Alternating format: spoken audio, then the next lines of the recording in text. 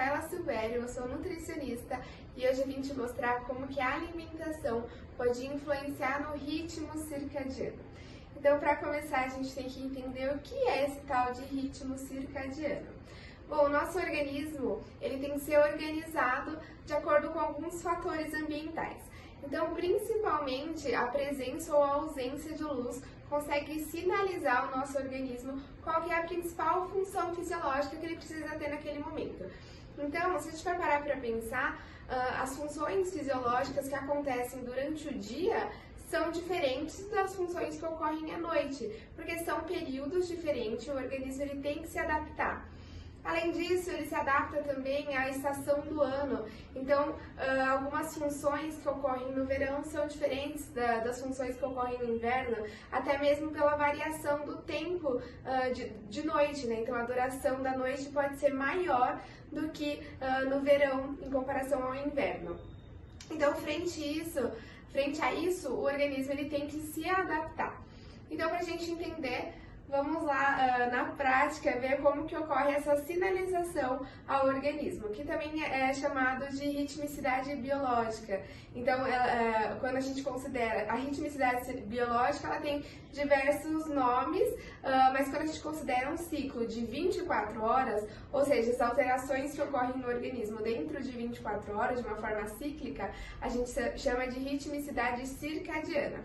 Então, tem a duração de 24 horas. Então, quais são esses fatores que influenciam nessa organização do nosso organismo, do nosso corpo? Então, a gente tem lá no nosso cérebro, isso aqui é uma imagem bem simplista, a gente tem aqui um relógio central, que é chamado de núcleo supraquiasmático. Então, é ele que recebe as principais informações do ambiente e então manda um sinal para o organismo, para todas as células, mostrando então como que o organismo ele tem que se adaptar, se ajustar ali de acordo com esse horário do dia. Então, a gente tem células da retina, né? Então, estímulos na visão chegam pra gente através de sinalizações fotossensíveis, encaminha lá a informação para esse relógio central, que é o núcleo supraquiasmático. E aí, então, a gente tem principalmente como fator interno a presença ou a ausência de luz ambiental. Então, aqui como um exemplo muito comum, que se a gente tem a ausência de luz, essa informação chega até o núcleo supraquiasmático e aí então isso gera uma sinalização para a glândula pineal, que é responsável pela produção de melatonina.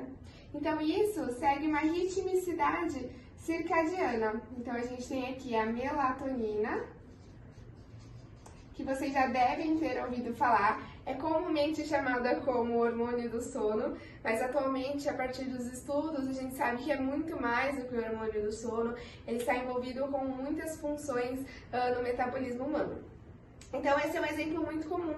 Com a ausência de luz, eu sinalizo o relógio central que é noite, já que está na ausência de luz, e que já que é noite, eu preciso da produção de melatonina. Isso é fisiológico, a melatonina ela só é produzida à noite na ausência de luz. Então isso segue um ritmo circadiano que em torno de 24 horas ocorre esse processo e é sempre à noite. E aí então, essa melatonina, todas essas sinalizações, o relógio central vai sinalizando, né, as células, diferentes tecidos, frente à função que ele precisa exercer. E aí então a gente tem também, a partir disso, as sinalizações de relógios periféricos.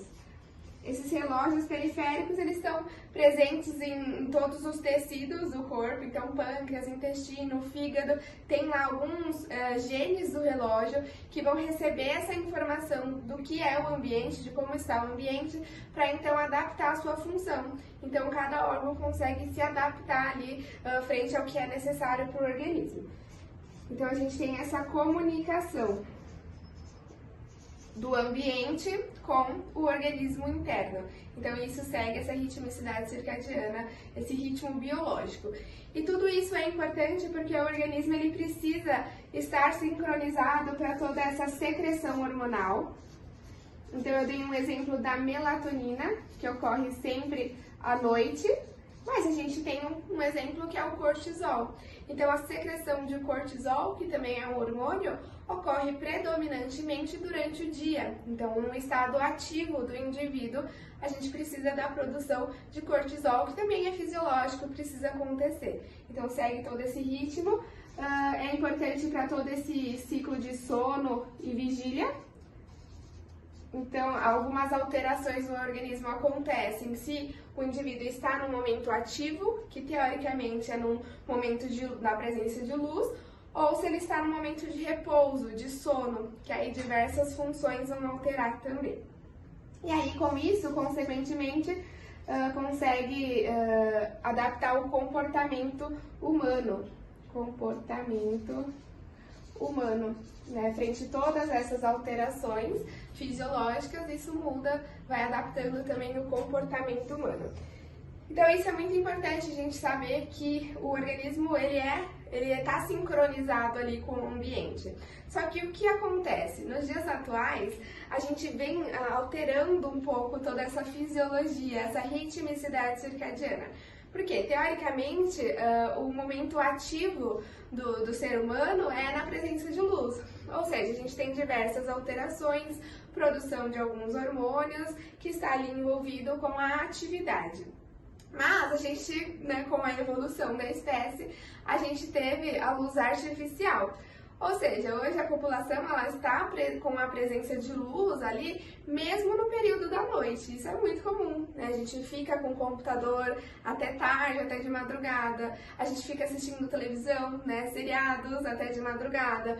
Ou a gente fica com o celular ali que tem uma luz direta, uma luz do tipo azul, que também vai sinalizar o nosso organismo que, teoricamente, é um dia, porque se tem presença de luz, ele vai entender que é dia.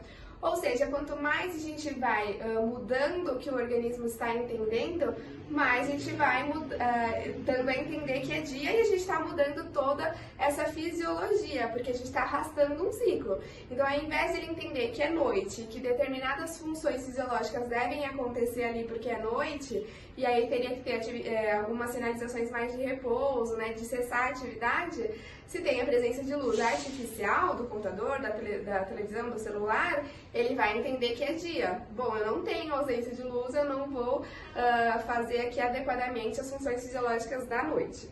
Isso a gente chama de cronodisrupção. Então, a gente está alterando o ritmo circadiano. E isso pode ter algumas consequências importantes na nossa saúde e no nosso organismo. Então, de maneira geral, dentre isso que eu disse, a importância dessa nossa ritmicidade circadiana. No dia, a gente tem funções fisiológicas. Então, lembra que eu falei que a gente tem lá a sincronização, o relógio central recebe a informação do ambiente e então ocorre por diversas sinalizações nervosas ativações dos tecidos, né? Os clock genes, os relógios periféricos, eles recebem essas informações e os tecidos, diferentes tecidos se adaptam a isso. Então, por exemplo, no dia a gente tem a maior captação de ácidos graxos, a gente tem também um metabolismo mais glicolítico, uma maior lipogênese, ou seja, a gente está recebendo mais alimento, mais nutriente, então a gente aproveita até para ter um estoque, porque teoricamente o organismo vai entender que à noite vai receber menos alimento e ele tem que utilizar esses estoques energéticos, porque ele precisa de energia também. Então aqui no dia a gente tem uma maior lipogênese, a síntese de glicogênio, que também é uma preparação para o organismo, uma maior secreção de insulina, porque também ele entende que é um estado em que o indivíduo vai estar mais alimentado e com isso ele precisa de mais insulina para a captação de glicose, então ele é todo ajustado para as atividades do dia, ele tem que estar preparado para tudo que aparecer ali. Então esses são alguns exemplos de funções durante o dia, assim como à noite é o contrário disso. Então a gente tem um metabolismo mais oxidativo, então está utilizando mais das reservas, né, já que é um período de repouso, em que a gente não está mandando energia, teoricamente, então ele vai mais utilizar desses estoques, tem um maior catabolismo de lipídios, gliconeogênese, que é a produção de glicose, já que a gente não está mudando da alimentação. Glicogenólise, para quebrar o nosso glicogênio, e a secreção de glucagon, que é um hormônio envolvido no estado de jejum. Então aqui a gente viu que, de fato, essa ritmicidade circadiana, essa sincronização, ele vai ajustar o organismo frente ao ambiente. E tudo isso resulta em secreções hormonais. Então a gente já viu aqui alguns exemplos em que alguns hormônios são secretados especificamente à noite, outros são secretados de dia, para ter todo esse processo fisiológico e manter a homeostase do organismo. Ele tem que estar ali tudo certinho, tudo preparado. Então, tudo isso que ocorre, se estiver bem sincronizado, né, se estiver ocorrendo de uma maneira adequada, isso está envolvido com toda a captação dos nutrientes, a sinalização de insulina, a captação de glicose especificamente, com o gasto energético, com o controle da temperatura. Então, são diversos fatores que estão envolvidos, que são importantes para a nossa saúde. Então, se a gente pensa numa cronodisrupção, se a gente alterou esse ritmo, a gente pode esperar um prejuízo dentre esses fatores. Então, pode até prejudicar essa sensibilidade, essa sinalização da insulina, a captação de glicose. E com isso, consequentemente, se a gente vai mudando todos esses fatores, a gente pode até esperar, os estudos vêm mostrando que isso está relacionado a um maior aparecimento de doenças crônicas não transmissíveis. Então, principalmente diabetes mellitus tipo 2, aterosclerose, diversas doenças crônicas, porque a gente está alterando muito esse organismo, a gente está mudando a forma dele receber o alimento, principalmente, de todas essas funções metabólicas. E aí, como que a gente vai ajustar, né, esse ciclo? Então, são muitos fatores envolvidos, obviamente, tem alguns fatores que, por exemplo, trabalhadores noturnos, que a gente não pode alterar diretamente, né, então a pessoa ela tem que trabalhar, ela precisa desse trabalho, então o período da noite dela, ela está acordada trabalhando, e no período de luz, né, no período ativo, ela está dormindo, então ela troca o ritmo. Isso pode apresentar um risco para a saúde, mas nesse caso é uma questão de trabalho, aí vai de cada pessoa. Nós, como nutricionistas, não tem como intervir nesse caso, né, de falar, ó, para de trabalhar, não é bem assim. Mas em algumas condições, essa pessoa que tem esse ritmo circadiano alterado, essa cronodisrupção, ela pode apresentar até uma dificuldade ao dormir, né, um prejuízo nesse sono. E isso está relacionado também com o prejuízo na produção de melatonina, porque se ela vai arrastando muito esse ciclo, vai alterando toda a produção hormonal e principalmente a produção de melatonina. Então, nutricionalmente, a gente pode trabalhar em alguns fatores. Então, nós, como nutricionistas, a gente tem que trabalhar com nutrientes, né? A parte de medicamento é com o médico. Algumas estratégias são até utilizadas com a reposição de melatonina, mas aí já não é a nossa habilidade, aí é o médico que tem que pensar nisso. Mas, com os nutrientes, a gente também pode melhorar aí alguns fatores na produção de melatonina. Então, se a gente for pensar na via de produção de melatonina, a gente tem lá como no começo um nutriente precursor, que é o triptofano. Então, é um aminoácido que ele está envolvido com a produção de serotonina. Então, a gente tem primeiro a conversão em 5-HTP, depois logo serotonina. Então, é um hormônio também envolvido com a sensação de bem-estar, também é importante a gente manter a adequada produção, é produzido durante o dia também. E aí, então, a partir disso, a gente tem, de toda essa via, a gente tem como resultado final a produção de melatonina. Lembrando que aqui a melatonina, ela é produzida exclusivamente na ausência de luz. Então, a gente tem que mudar o ambiente externo também, né? Não só o ambiente interno, que fornecendo todos os nutrientes necessários. Se o ambiente externo não estiver agregando também, não adianta muita coisa, a gente tem que mudar o externo também. E aí, então, se a gente vê nutricionalmente, a gente já pode melhorar aqui um fator, né, que é o triptofano. Se a gente fornece esse aminoácido, pode ser interessante para adequar a produção dessa melatonina. Aqui a gente pode pensar até em banana, aveia e algumas oleaginosas que são ricas em triptofano, até mesmo o cacau. Então a gente já pode fornecer, adequar esse nutriente para garantir a produção de melatonina. Além disso, a gente tem alguns cofatores nessa via, né, de produção de serotonina, melatonina, e esses cofatores, as enzimas, elas precisam de cofatores, por exemplo, a vitamina B3, a B6 e magnésio. Então aqui a gente vê também o papel da nutrição. Se a alimentação não estiver fornecendo, especificamente aqui nesse caso, esses nutrientes, vocês concordam que vai ser difícil aqui a gente produzir? Se faltar nutriente, a gente não vai resultar nessa via final. Então a gente já vem aqui adequando os nutrientes pela alimentação para ter toda essa via e aí então, consequentemente, ter uma melhor qualidade do sono. Então a gente vai garantir que todo o ambiente interno esteja propenso à produção de melatonina. Então eu vou fornecer tudo o que é necessário. E de maneira prática aqui, se a gente for pensar alimentos que têm mais vitamina B6, então a gente tem os peixes, amêndoas, vou dar alguns exemplos só, amêndoas, levedura nutricional, também é rica em complexo B em geral, é interessante para a gente trabalhar, cereais integrais também tem bastante B6.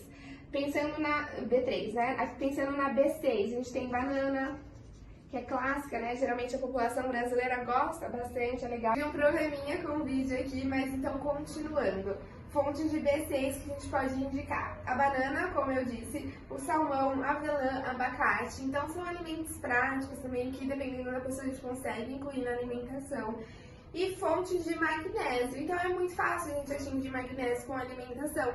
Então, se a gente for pensar de maneira geral, os folhosos verdes escuros, eles contêm bastante magnésio. Então, se a gente conseguir indicar ali almoço e jantar com folhas verdes escuras, legumes escuros em geral, a gente já consegue atingir uma boa quantidade de magnésio. Além disso, semente de abóbora é bastante rica em magnésio e amêndoas também. A gente pode ir colocando nos lanchinhos e estabelecer todos esses nutrientes que são importantes, né, para a gente regular interiormente essa produção de melatonina, desses hormônios que são importantes. Mas além disso, além da gente adequar o ambiente interno, né, fornecendo os nutrientes importantes para essas funções fisiológicas, a gente tem que também se atentar ao ambiente externo. Para isso, a gente recomenda algumas práticas chamadas de higiene do sono. Então, isso é controlar tudo o externo. Então, tem que evitar tudo que é a presença de luz. Então, computador, celular, televisão, tirar todos esses fatores, porque a presença de luz azul vai inibir exclusivamente a produção de melatonina no período da noite. Então, tem que tirar essa luz aí diretamente na frente dos olhos. Além disso, recomendar algumas práticas mais relaxantes, então até mesmo o consumo de alguns chás que podem relaxar mais essa pessoa, facilitar com que ela entre no sono, tenha um sono de melhor qualidade, propenso para a produção de melatonina. Além disso, a gente tem que questionar sobre o ambiente dessa pessoa, o ambiente familiar em geral, se é um ambiente mais estressante, quais são os fatores que a gente pode conversar, até mesmo indicar outros profissionais para mudar esses fatores estressantes que causam ansiedades em geral, para mudar todo esse ambiente. Além disso, se atentar a prática de atividade física se é muito perto do horário de dormir. Então isso é muito individual. Tem gente que treina à noite, logo dorme e dorme super bem a noite toda. Tem gente que já pratica atividade física à noite e vai dormir e tem uma dificuldade de dormir, tem um sono mais turbulento. Nisso, a gente já pode pensar em alguns fatores, porque a atividade física envolve a produção de cortisol também, isso é fisiológico.